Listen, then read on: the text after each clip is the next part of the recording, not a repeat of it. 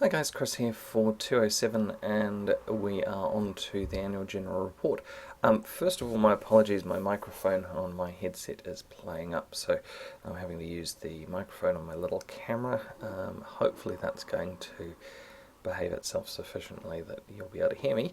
And I've ordered another microphone, so hopefully that will fix things in the long term, at least when it turns up.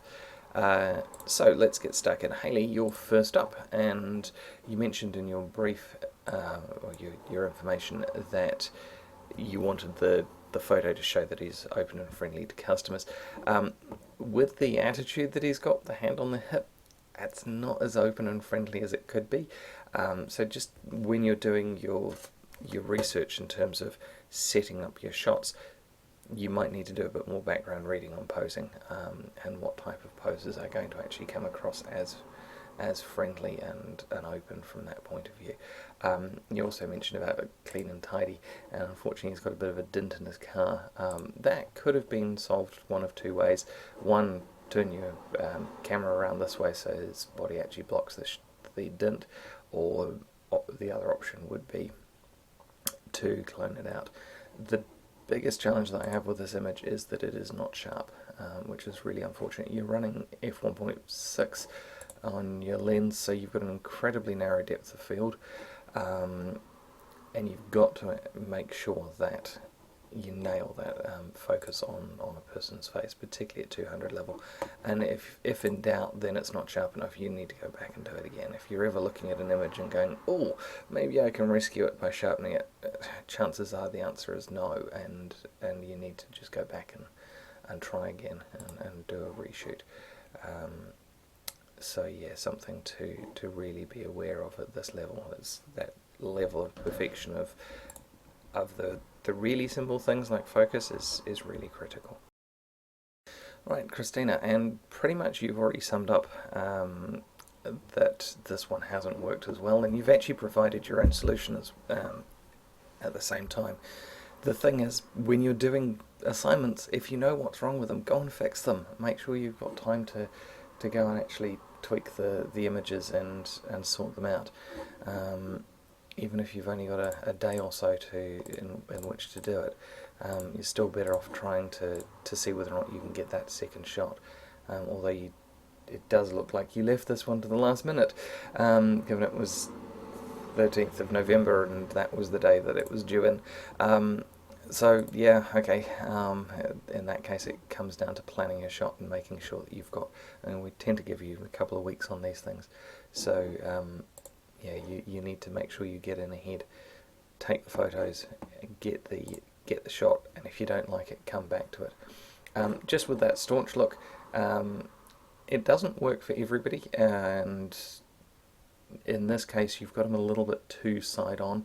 If he face the camera a little bit more, and the other trick is that you need to get him to lift his neck forward and out a little, and that will reduce the double chin a touch. And it may be that you can't get the double chin reduced enough, so you actually have to choose a different pose for it. Another thing I will say, on-camera flash is not great at night if you're firing it directly at the person, and if you have to resort to it, then definitely get rid of the red eye. But yeah, it's not behaving itself very well. If you can get off-camera flash and bounce it off subjects and come in from a different angle, then that's going to be much better from a lighting point of view. Right, Casey, well, I have to say that you guys are getting good at self-analysis. Yeah, he does look uncomfortable. The thing with that self-analysis is you need to give yourself time to go back and have another go at it, and sometimes that takes time to build up a rapport. I don't think having the counter between you and your subject has actually helped a lot, and certainly having his hand on the counter's not being useful from that point of view. You get him to come out in front of the counter, use the depth of field and make sure that you actually blur out the background so that although the colour's there, it's not as much of a distraction. You mentioned that you tried to find a quiet time of day to do it, and it didn't quite come off. And yeah, sometimes you have to put a closed out for 5 minutes sign up, just so you've got a few minutes to do that. But obviously it's also somebody else's livelihood. Yeah, that's an interesting balance to try and strike there. What else was I going to say on here? Oh yeah, your ISO is getting up to 400. It is starting to get a little bit grainy. And so potentially maybe taking him outside the shop and actually taking a photo of him and with the shop behind would have been another option, and that would have allowed you more light to play with, and a nicer light coming in from the side late early evening would have been a potentially good option if you don't have lights to be able to utilise. Right, Natasha, let's have a look at yours. Now, you mentioned you used a speed light in this, and that's a really good idea. You needed to crank that up a little bit higher. I don't know what the setting on the speed light is, because of course that doesn't come out in the setting information. But when I'm using Studio or Bounce Flash in this type of situation, I will use the whole camera on manual and utilize the flash on manual as well, because that means you can actually control how much power the flash is actually pumping out. Okay, so you've got flash on flash compulsory metering as pattern, and what I'm looking for is exposure program as manual. So yes, you were on exposure, you were using manual exposure, which is good. So the trick here is you increase the amount of flash that's coming out of the flash, and you increase the f-stop. You can't increase the shutter speed any more than 1/116th of a second, because that's going to cause your camera to lose synchronization with the flash.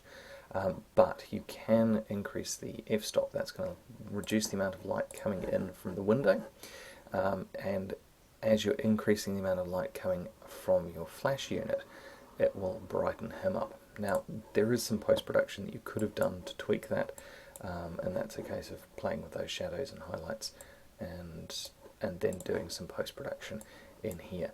The challenge that you've got is you've actually got 3 different sets of colour balance to play with, so it does take a little bit of work to try and get those colours naturally, but certainly just a really quick edit like that is helping. There's still a bit of a colour saturation issue that need to go in and play with, particularly the shadows, because you've got a little bit of green light coming in from one side and bluey purple from the other, just to make life interesting. So I'll create the virtual copy and I'll hit reset, and you can see the difference between the two. It's better to be able to do it in camera if you can, but certainly still could have been fixed in the post-production. What I did forget to say is the way that you captured the story and the interaction with him and the camera is really good. Certainly tells you the story about him being an architect. It tells you that it's a nice open environment to work in. You've got an example of the work there that's just in the shot and sufficient to give you that sense of the type of job that he's doing, and yeah, certainly really hits that part of the brief, so well done. Right, Carolyn, well, I guessed from the background that it was something like physiotherapy or musculoskeletal stuff, so that storytelling is definitely working well. The one minor tweak that I would do is this. It needs a little bit of colour balance on her face. Whoops. Having said that, don't go and do that colour balance on the top, because that's just throwing everything out of whack. There we go, get rid of that. And in terms of this colour balance, what is it? It's basically warming up the skin tone, because you've got fairly cool light coming in from the window, and the lighting's very nice from that point of view. It's just getting that colour tone balance back, because you've got a little bit of mixed lighting. And other than that, really nice job. It tells you about the person, nice pose, good eye contact there. And yeah, you mentioned that you've done a little bit of Photoshop work on the face to get rid of wrinkles and stuff. It doesn't look overdone, so good job on that one. Right, live on, let's have a look at yours, and you uploaded the other version for starters, which is quite cool because I got to see what the edits were that you did. Nice job. Definitely cropping out the mess that was the other side of the top of the computer screen. I'm not sure if you cropped it or cloned it. Definitely a good idea though. It certainly helps clean it up, and the setting works quite nicely from the point of view that you're clearly telling us that it's house hunting. And there's just enough in there to let us know that it's Westpac, which is quite good. Just in terms of model pose, difficult one when you've got somebody actually physically working, but if you can get her to lift her chin forward a little bit, that's going to give you a little bit more definition underneath the chin. And this eye here is a little bit closed. I don't know if you'd got another shot that was 1 or 2 seconds later that the eye was slightly more open. In terms of the lighting, it would be nice to have a little bit more directional light coming in from this side to give a little bit more shape to the face, but it works well enough. It's not critically bad, so it's just that if you can play with the lighting, then it tends to come across a little bit better. Right, Michael, let's have a look at yours. Unfortunately, this might have been in the hairdressers, but you've not told me anything about the hairdressers with the photo, and you were given some specific requirements this week for actually making sure that you told and communicated that story about the business. Yep, as a headshot it works reasonably well, but that's not just what you're after this week. It was a little bit more complicated than that. In terms of the pose, just straighten your head a little bit. There's a little bit too much of a lean there, and the lighting needs to come in from the side rather than from over the top, and you want a little bit more catch light in the eyes.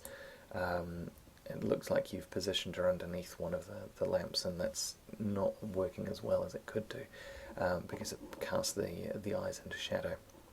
Of course, the advantage is you don't get the reflections on the glasses, but if you bring the light in at a 45-degree angle, then that generally keeps the light off the glasses as well. Right, Leighton. So this one's an interesting shot. It's obviously somebody at work making the PVC. I think it's PVC bottles. So an interesting storytelling one, but it's coming across a little bit more journalistic rather than actually having the person engage with the photographer as well.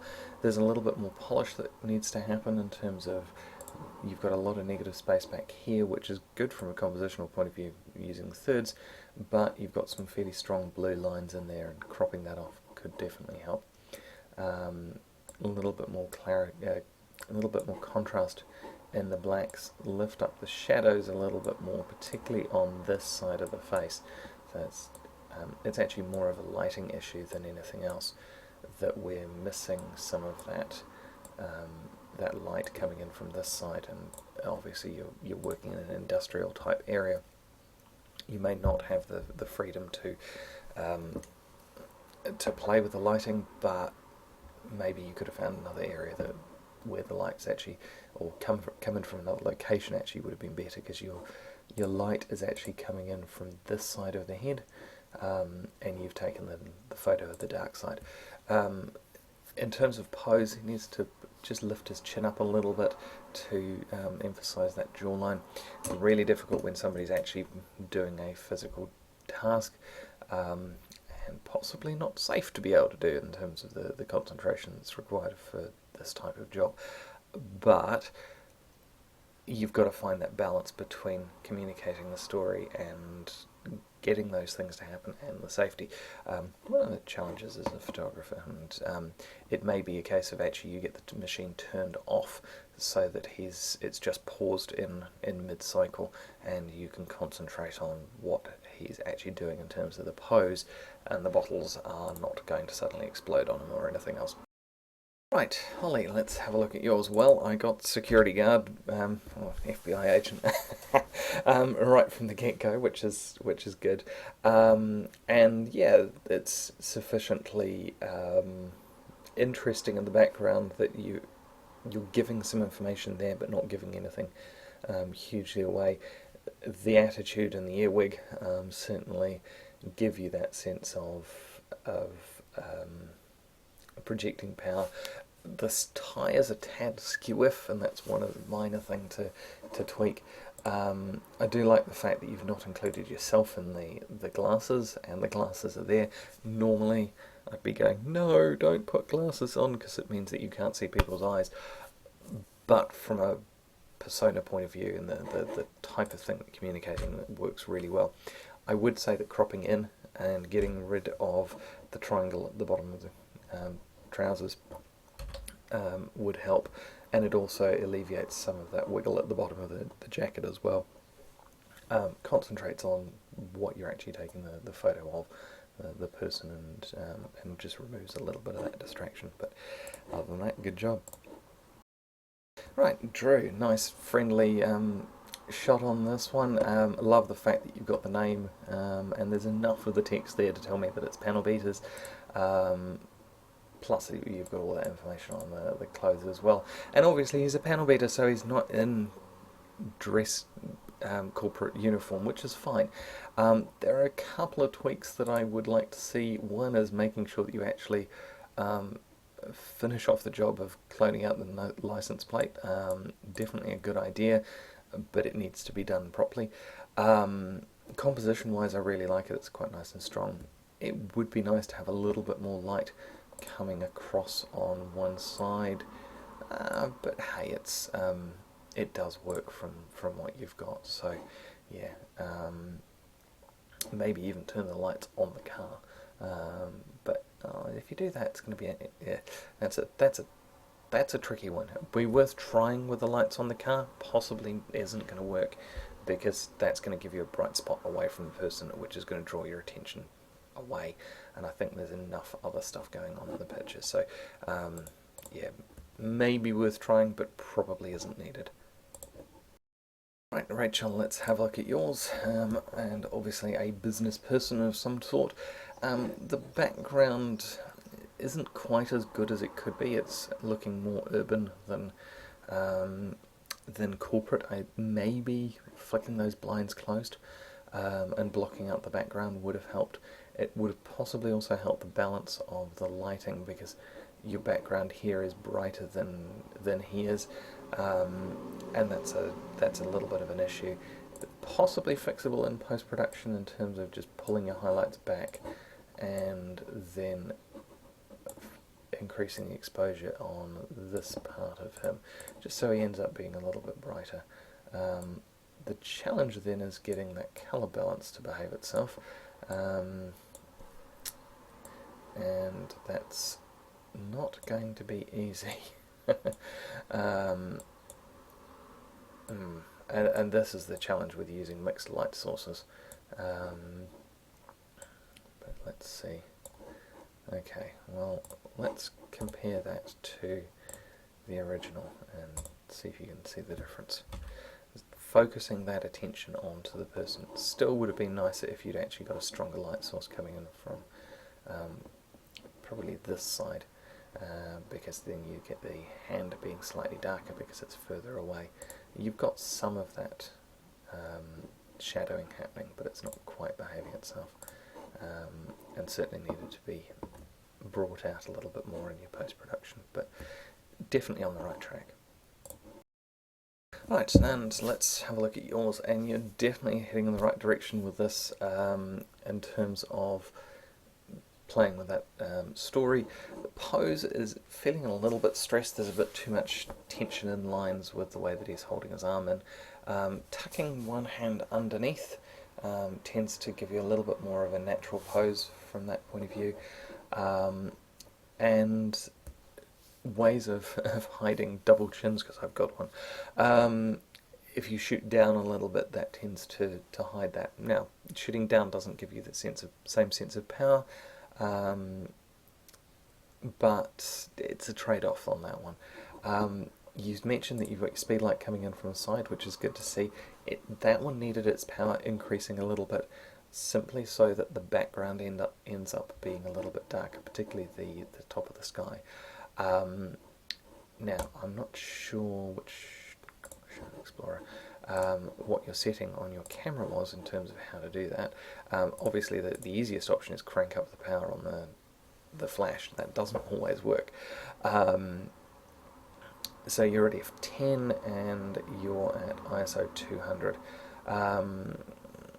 So you'd end up going up to f12 or f14 and increasing the power on the flash, but you're on aperture priority. So the trick with this is you actually need to go to manual and play with the flash on manual as well, which gives you a little bit more control over that.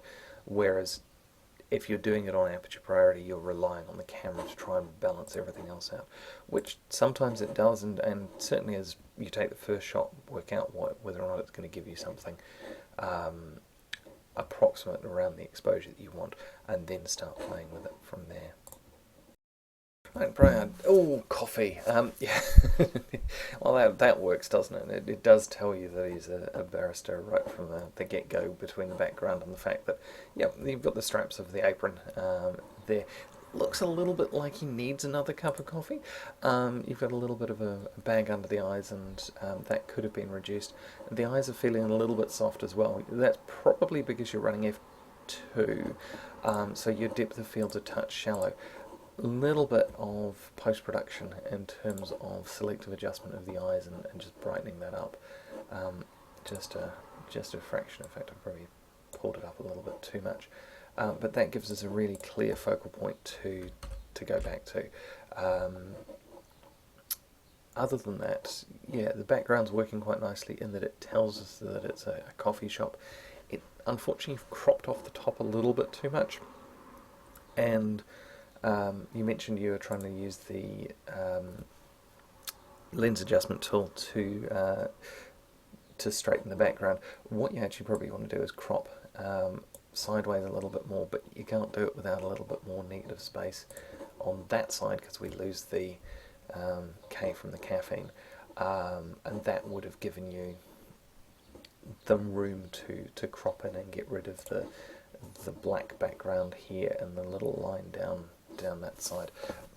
It's a difficult one. You want to give yourself enough room when you're taking the shots to be able to crop, but at the same time you don't want to throw away too much data. So yeah, it's a little bit of a challenge there, but you've certainly got the right idea for this shot, which is cool. Right, Michelle. Well, for starters, the challenge of the paranoid security issue. Yeah, you have to make sure that you actually get permission from people before you start taking photos, obviously in South Africa. And you have solved it from the point of view that you've still given me a nicely controlled and taken shot. Of course, the potential solution to this was to actually take a background and shove it in and Photoshop it. But yeah, there is that legal side of things which you're working under a different legal system. So yeah, lighting-wise, pose-wise, things have worked really well from the point of view of actually getting the rest of the story of the workplace in there, and unfortunately hasn't happened, as you know. Alright, so hopefully my microphone has behaved itself. I think it has this time. And that's it from me for this week. Hopefully everything's going reasonably well. I've just noticed that all the grades are off again because somebody's changed one of the settings on there.